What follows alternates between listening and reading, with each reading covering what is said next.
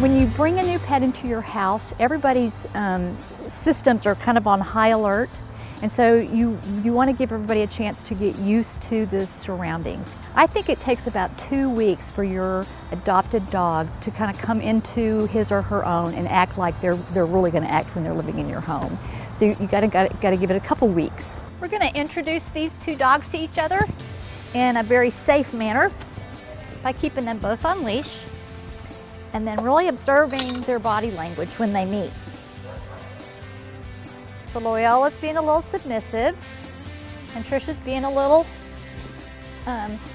ornery, which is not really good manners. But now that we see that everybody's tail's wagging and there aren't any hackles up, we can drop the leashes. So some of the red flags that you want to look for is hair standing up on the back of their neck, a tail that's flagging.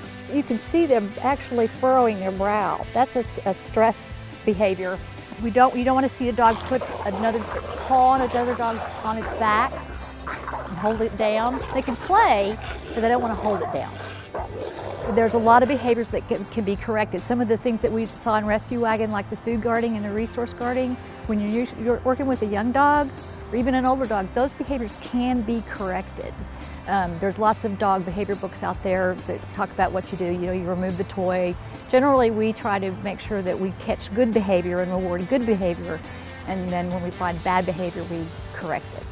So when you bring a new pet home, you want to try to maintain a routine, and especially if you had a routine with your existing pets, you want to make sure they don't think they've been forgotten or that they're being left out.